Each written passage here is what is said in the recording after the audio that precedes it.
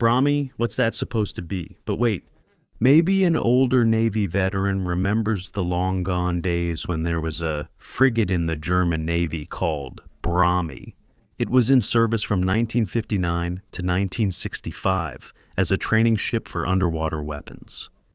However, if you believe the so-called Internet Encyclopedia, then, according to that, there wasn't even the designation frigate in the German Navy from 1893 to 1965, as we know it today, for example, with the frigate Mecklenburg-Vorpommern, which interestingly carries the designation F-218. Why? I'll get to that in a moment.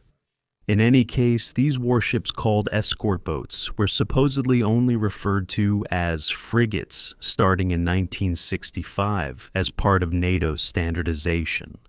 But that's not correct, because the Brommy and 6 other escort boats officially carried the designation Training Frigate Class 138, Majestätis Asperstost, Gneisenau, named after the Prussian Field Marshal August Neidhard von Gneisenau, who lived from 1760 to 1831. Scharnhorst, named after the Prussian general and chief of staff Gerhard von Scharnhorst, who lived from 1755 to 1813. Hipper, named after Admiral Franz von Hipper, the chief of the reconnaissance unit of the German High Seas Fleet during the period from May 31 to June 1st. 1916, while the Skagerrak battle. Schar, named after the commander of the German High Seas Fleet in the Skagerrak battle, Admiral Reinhard Schar. Graf Spee, named after the chief of the East Asia Squadron of the Imperial Navy, Vice Admiral Maximilian von Spee. Raoula, named after the General Marine Director of Brandenburg, Prussia in the 17th century, Benjamin Raoula. And where the F stands for frigate Brommy, which with F-128 carries the same designation as the frigate Mecklenburg-Vorpommern. And it was named after Karl Rudolf Bromme, the commander of the short-lived Imperial fleet of the German Confederation from 1849 to 1853. This warship, launched in 1942 as the British escort destroyer Eggesford, served since 1959 as a training frigate in the Bundesmarine together with the other mentioned units. But only until 1965, when 4 of them were scrapped, and 2 of them, Raoula and Brommy, were used as so-called target ships until they too, riddled with shells, ended up in the scrapyard. However, there were no target ships yet when the Imperial fleet, the first unified German Navy in German naval history, was established between 1848 and 1852. The short history of the German Federal Fleet is closely linked to the name Brommy. Karl Rudolf Bromme, the name Brommy only came later on, was born on September 10, 1804 in this house in Anger, in what has been a district of Leipzig since 1889. And in 1818, at the age of 14, he decided to become a sailor.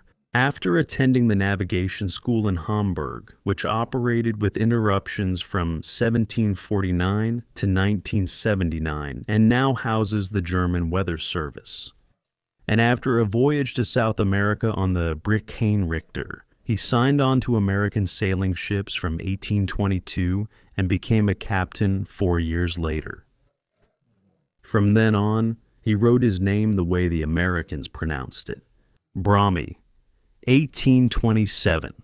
We find him in the Greek War of Independence against Ottoman, i.e., Turkish rule, in which the adventurous Saxon served as first lieutenant from April 1827 onwards, where he distinguished himself, first on the 64-gun sailing frigate Hellas, on the left in the picture, then on the 26-gun sailing corvette Hydra in the fight against pirates.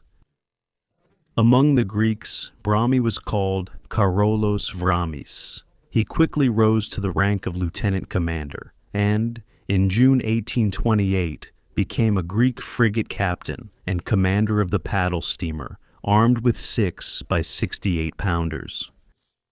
But after his participation in the naval war from 1829 to 1830, Karl Rudolf Bromme was drawn back to his homeland. In the meantime, the working conditions for him as a foreigner had not become any easier. Therefore, in 1831, he left Greece and returned to Saxony, where he published an autobiographical novel in Meissen under the pseudonym R. Thermo. In 1832, the 17-year-old Bavarian prince Otto von Wittelsbach was chosen by the great powers England, France, and Russia to become King Otto I of Greece, which led the Greek navy bring Brommy back in November and reinstated him at his former rank. He then became, one after another, the commander of several ships, a member of a naval commission, harbor captain, and later prefect of the established naval prefecture in Poros.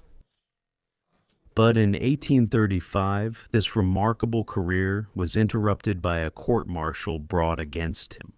The reason for this was a slap in the face given by Bromme to a subordinate. Whether it was out of anger or self-defense is unclear. However, according to written records and military evaluations, Bromme had previously been prone to outbursts of anger, and sometimes his appearance even seemed tyrannical to those assessing him.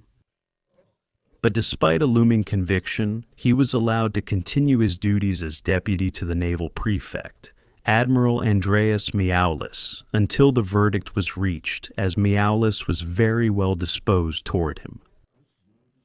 But Miaoulis had died unexpectedly at the end of June, 1835. And shortly afterwards, Bromme received the verdict of the court-martial, 4 months' arrest and 60 drachmas as a fine, as well as removal from all official positions. That was pretty harsh just for a slap in the face, if that's all it really was. In any case, Bromme felt personally affected during his time as an officer and wanted to appeal the verdict, since he now considered his Greek career to be over. Then, on August 25th, he was completely surprised to receive the assignment to draft a service regulation for the Royal Greek Navy, which he was able to present at the end of February 1836. Then, in July of that year, he took up the position of deputy commander at the cadet school founded in 1828. But when an armed mutiny broke out there in October due to poor training organization and the misconduct of some members of the teaching staff, the strong-voiced Bromme was able to end the insubordination of the fiery Greek cadets without force, using only verbal firmness and great skill. It is truly remarkable how many twists of fate Bromme's life had taken.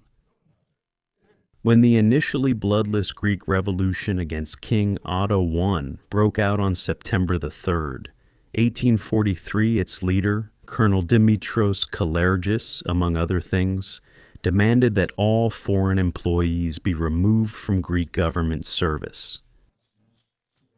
And as over the course of the following week, public anger increasingly turned against foreigners and they fled the country in droves, Bromme, to his own surprise, remained indispensable in his position. At times, he was even appointed as the head of the cadet school, and when this training institution was closed a short time later due to lack of funds, he was, on the 26th September 1843, even appointed as chairman of the military court. But by 1845, the situation in Greece had also become increasingly difficult for Bromme. As a result, he submitted a petition to the Prussian king Friedrich Wilhelm IV to be accepted into the insignificant Prussian navy, which consisted of a small coastal fleet and a few coastal batteries. However, since the establishment of a Prussian navy had not been seriously planned until then, his application was rejected. 3 years later, the situation changed significantly. For while the first tentative efforts toward democracy in the revolutionary year of 1848 had generated great enthusiasm among the German nation, it was also felt to be particularly humiliating that the powerful Danish fleet had simply blockaded the German ports during the First Schleswig-Holstein War, which lasted from 1848 to 1851. Within just a few days, it had brought North German maritime trade to a standstill, and thus revealed to the rest of the world the powerlessness of the German states at sea. It even went so far that Denmark seized a large number of Prussian ships on April 14, 1848. The fact that something like this was even possible was also due to the fact that the German Confederation, which existed from 1815 to 1866, did not maintain its own navy, but instead relied on its allied powers, Great Britain, the Netherlands, and Denmark. However, at least one country of the German Confederation did have a respectable navy, the Austrian Empire. But Vienna had, in fact, been forced to remain neutral, since many of its Mediterranean ships were trapped and blockaded in the Italian port city of Trieste, which had been assigned to them at the Congress of Vienna in 1815 in the Gulf of Venice. Or their mostly Venetian crews had meanwhile defected to the Italians. That brought them back to the reality of real life. At that time, one could almost speak of a turning point. Then, in almost all major German cities, fleet associations and committee associations had formed, which collected money for a German fleet. Out of these, the German Fleet Association was founded in 1898 with over 1 million members. A strong supporter of a German navy was Prince Adalbert of Prussia, who, in 1848, had been entrusted by the Frankfurt National Assembly in the Paulskirche with the leadership of the Technical Naval Commission. In addition, the prince had presented 3 possible models for the formation of a German fleet in his strategic memorandum: a navy for purely defensive coastal protection, one for offensive defense and the most essential protection of trade, or an independent sea power. He himself would have chosen the middle solution, as it would not provoke the major naval powers. Then on June the 14th, 1848, it was time for the German Federal Assembly in Frankfurt. The Frankfurt National Assembly had approved $6 million for the creation of an imperial fleet. At the same time, Bromme's request to the president of the Frankfurt National Assembly, Heinrich von Gagern, to be allowed to participate in the construction of the imperial fleet was granted. Bromme had just published his highly regarded scientific work, The Navy, a generally understandable presentation of the entire maritime system for educated people of all classes. At the beginning of 1849, he was appointed successively as Naval Ordnance Master, then as head of the Technical Naval Commission, and in March 1849 as Commander-in-Chief of the North Sea Flotilla. He was appointed with his flagship, His Majesty's ship Barbarossa, which was stationed in Brake on the Lower Weser. Bromme had a reputation for exceptional competence and bravery. In addition, he also had the necessary nautical and military experience that the Germans lacked. These very qualities were required in this difficult and uncertain time, because he basically had to create the versatile organization for building a war fleet out of nothing.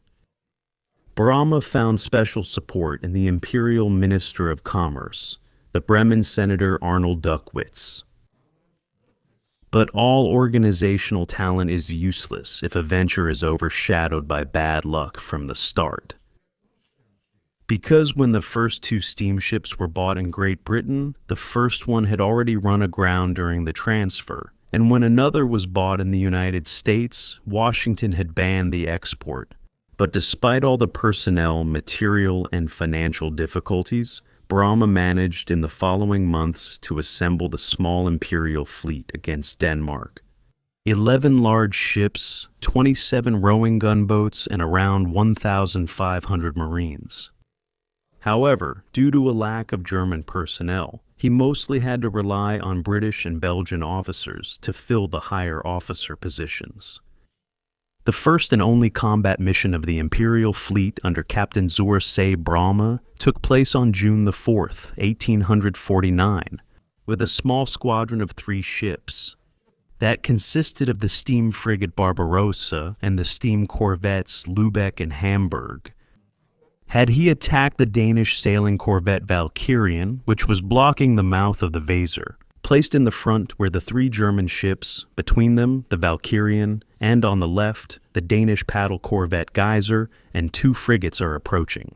But the battle had to be broken off when the Valkyrian retreated to the island of Helgoland, which at that time belonged to Great Britain and had declared itself neutral during the German-Danish conflicts.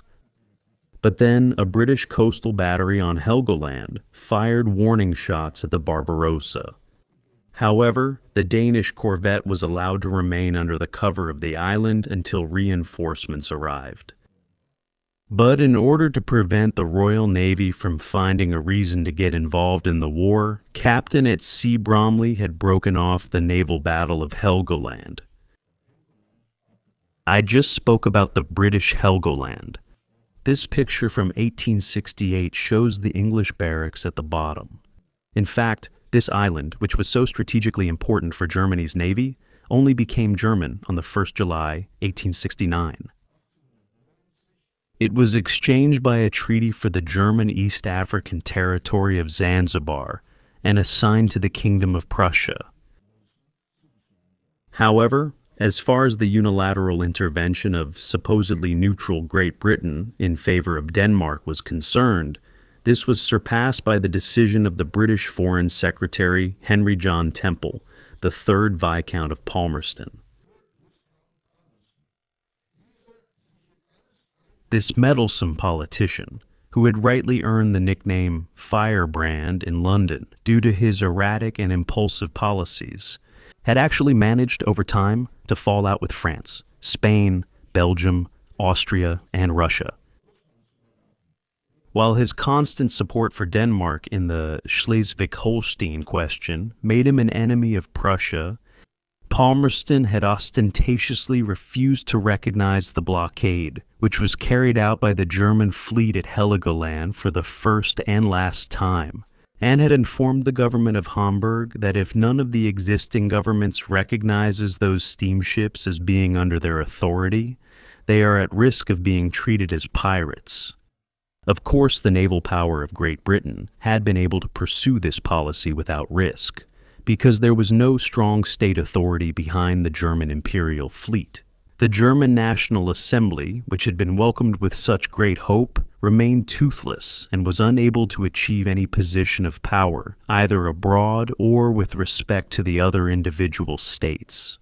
And as for the 6 million Reichsdaler approved for the German fleet, the money that was supposed to be paid by the federal states either never arrived at all, or only came after a long delay. But after King Friedrich Wilhelm IV of Prussia, who was elected emperor by the National Assembly, had declined the office, Archduke Johann of Austria, the provisional head of the German Empire, the Imperial Regent, also resigned and transferred his powers to an Austrian-Prussian Federal Central Commission after the suppression of the 48 Revolution. However, before that, on November 23, 1949, he had appointed Captain at Sea Bromme as Rear Admiral. Although the German Confederation was restored in 1850-51, the disunity so dear to the Germans remained. And as for the fleet, for whose existence Bromme had continued to fight, none of the German states wanted to participate in its financing anymore. In the struggle for funds, the Army had once again won and assigned the Navy to the place where, in the opinion of the generals, it belonged, the second row. Then came the second. April 1852, the day on which the Bundestag, residing in democratic modesty in the Frankfurt Palais Thurn und Taxis, decided to dissolve the fleet as of the 31st of March, 1853. This task had been assigned to a federal commissioner, the strictly conservative, not to say reactionary, president of the government of the Principality of Birkenfeld, which belonged to the Grand Duchy of Oldenburg, Lawrence Hannibal Fisher, who was afterwards mockingly called Fleet Fisher or Fleet Seller. Fisher then had the ships assembled by Rear Admiral Brommy at Bremerhaven, on which he suspected the breeding grounds of radicalism, mostly auctioned off below their value. The fleet personnel had been discharged, the naval officers dismissed, all with only modest severance payments and pensions. The two more modern ships, Barbarossa and Eckernförde, were handed over to Prussia.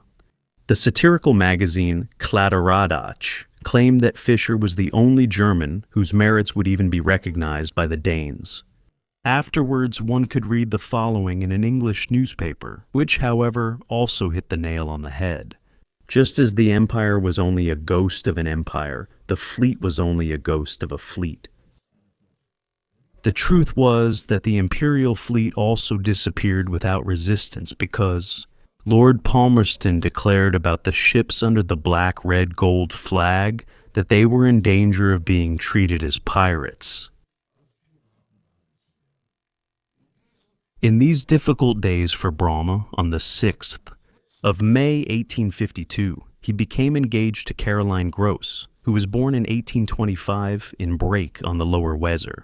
On the 1st of July, they were married in the Hamelwaden Church. Together, they first moved to Bremerhaven, where on the 9th of May 1853, their son Karl Rudolf was born.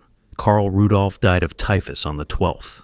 October 1870, at the age of 17, as a fusilier in the Oldenburg Infantry Regiment No. 91. In the war against France in 1870 at Marange, then called Maringen, in the Imperial territory of Alsace-Lorraine, 12 kilometers northwest of Metz.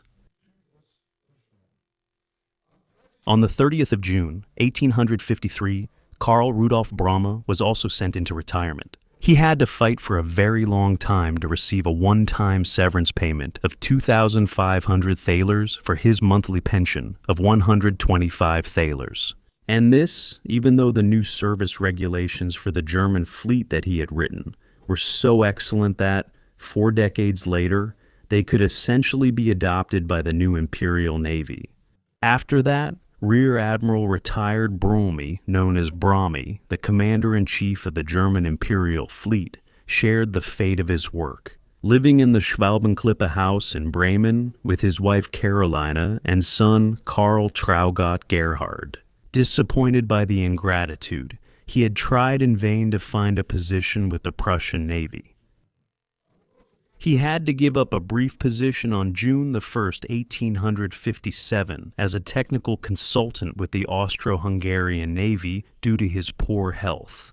Then, on the 9th of January 1860, Karl Rudolf Bromme passed away in St. Magnus, now a district of Bremen. He was 55 years old. He was buried in Kirch Hamelwarden, now a district of Brake, wrapped in the black, red, gold flag of his flagship, Barbarossa. Mrs. Caroline outlived him by decades. Later, places and streets were named after him. From 1940, there was the battery near Cherbourg in Normandy, Brommy of the Naval Artillery Division. 260 with 415.2 centimeter guns, and in the 1942 feature film Secret File War Bureau 1. Bromme was played by Herbert Hübner. From 1936, a naval training ship bore his name. From 1937, a minesweeper escort ship of the Kriegsmarine, and as mentioned at the beginning, since 1959, also the Bundesmarine training frigate F-128. Until 1997, there was the Admiral Bromme Barracks in Brake, where sailors and non-commissioned officers were prepared for technical service on board.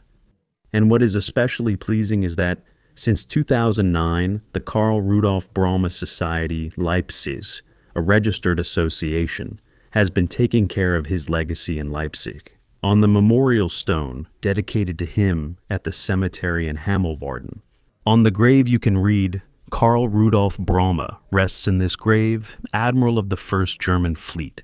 Remember the brave man, and remember the times of great hope and bitter disappointment, and the turn then through God's providence. But you could just as well have written on it the saying, well known to every German soldier, which goes, The gratitude of the fatherland is certain for you. It will forever follow you and never reach you.